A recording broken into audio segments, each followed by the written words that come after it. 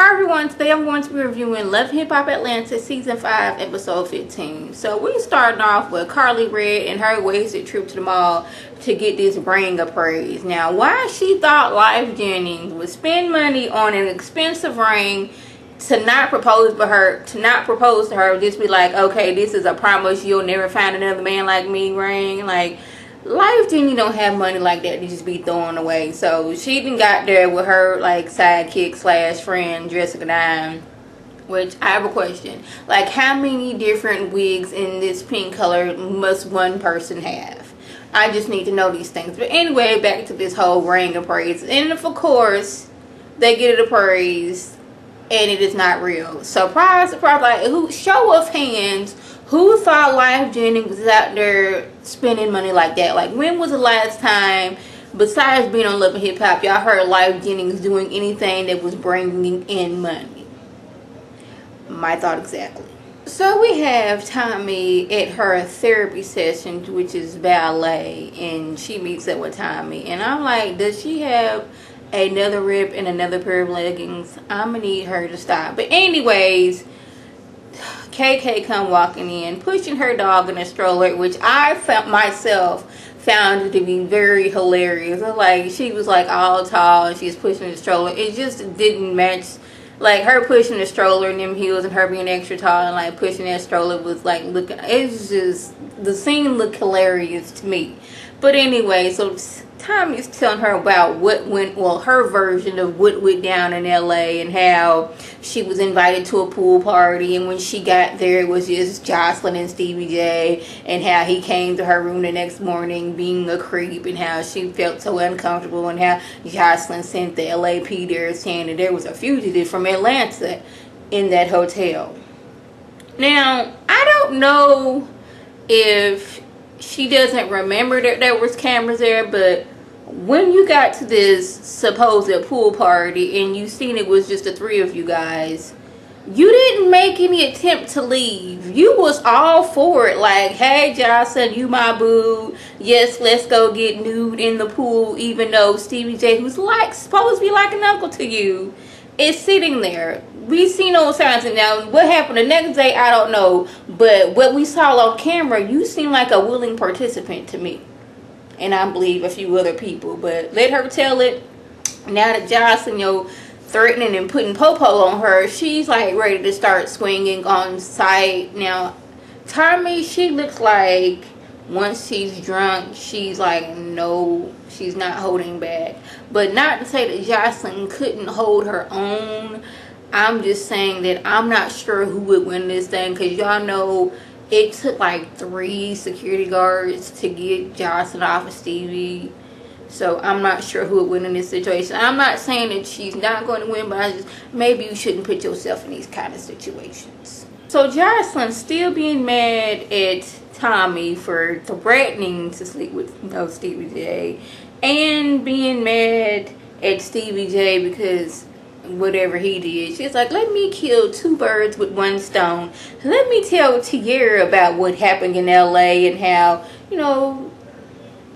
Tommy was doing a few things with her and Stevie J. Because she wants Tierra to go tell A and B, and then eventually get around to Scrap De Leon while he's in jail. Like, why that man, he don't need to know all the information. Like, yeah, it'd be good he know that, hey, the person that I thought, like, dude, hold up, no, how is that supposed to, now that I'm thinking about that, how is that gonna work, Jocelyn? Because Scrap De Leon and Tommy, they broke up before he went to jail. So I don't know.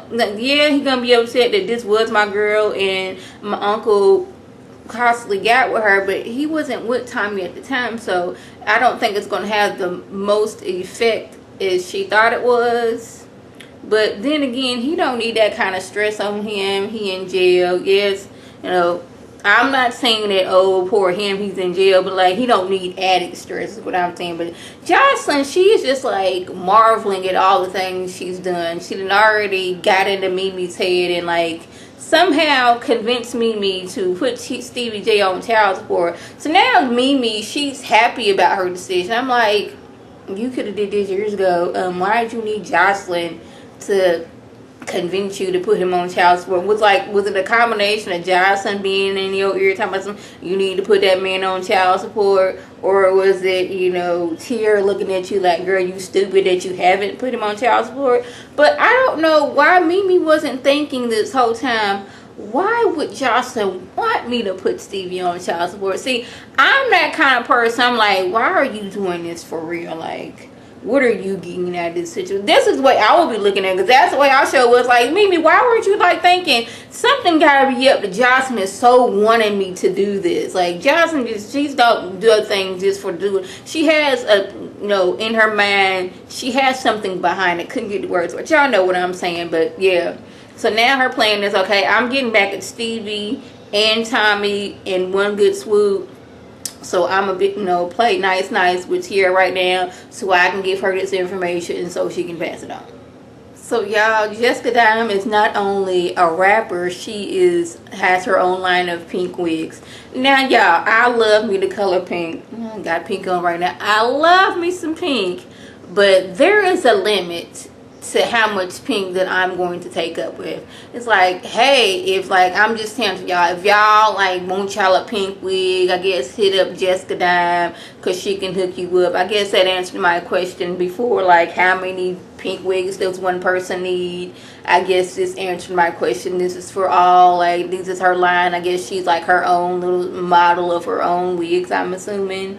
So she's saying she's being a friend, but I say she's being messy, because she done some digging after finding out that ring that Life Jennings gave to KARLIE Red was not real. So she took time out of her busy schedule to go track some people down. Now, she didn't found a woman who done got pregnant by Life Jennings and like brought KARLIE Red there. It's like, okay, y'all talk, listen here.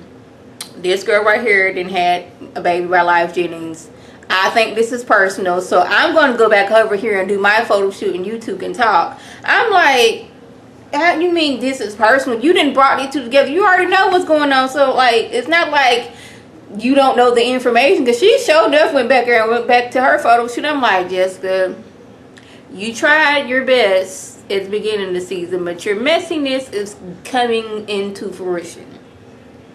Now KARLIE Red is mad, and I can understand a little bit why, because the girl gets there, it's like, yes, I got a baby by Life Jennings, and KARLIE's like, just because you say that don't mean it's true. So the girl didn't pull out like the DNA results and everything. But KARLIE, I kind of felt KARLIE like, you just walking around with these DNA results. But I guess like, if I'm coming to tell you that I have a baby by him, I want to have my proof on the situation. And then like KARLIE get the attacking the girl, like, why are you mad at her? She didn't know you anything. You was with Life. You should be mad at him.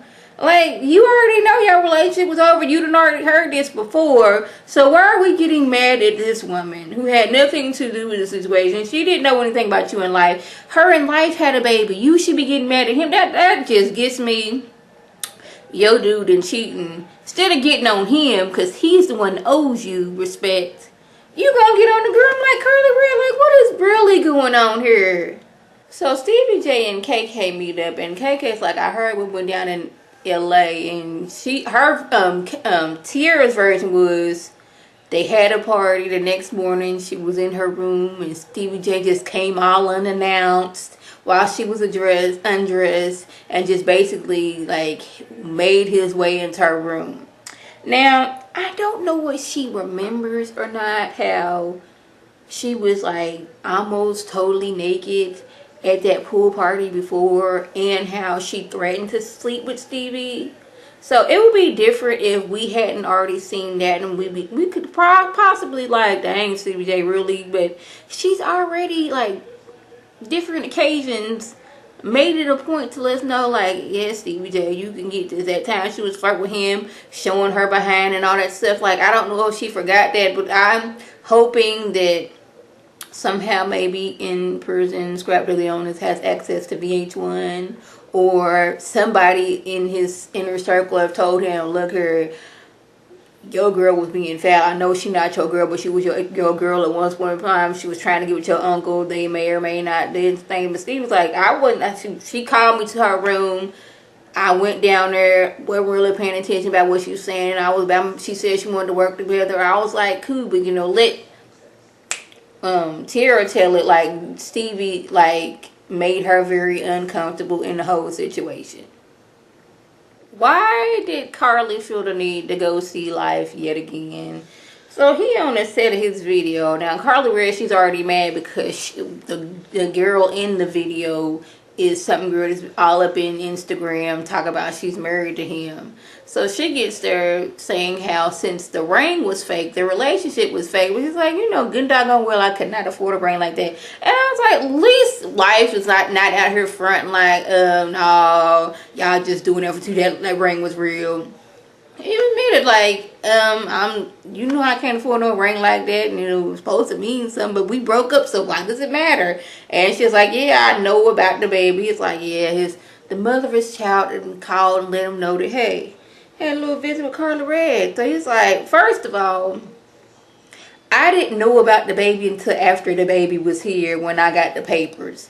So by then we was breaking, you know, already broke up, so I really felt no needs, you know, to tell you about anything. They get to arguing, and at one point it seemed like she wanted him back. Like she wanted to work things out, but he didn't want to. She was like, go ahead and get with that girl because she need, you know, a green card. He's like, somebody needed to deport you. And I thought it was the funniest thing ever because he just be saying stuff just like he just come quick with it. So that was the just went on. Oh yeah, Scrappy, he did go to see Tammy because like he missing Bambi, and she was like, if Bambi is the one person that you can't see yourself without in your life, go ahead and give that girl your last name. Just do it. Even though Tammy's going through her divorce, she wants to see her friends happy and in love. So that was the just went on. If I left anything out, by all means leave a comment or video response. So like always, I thank the subscribers and the people watching my videos. I want you to like this video, comment, and subscribe, and share this video with your friends on Facebook, Twitter, Instagram, and here on YouTube. This is Lady T signing off. Have a good one.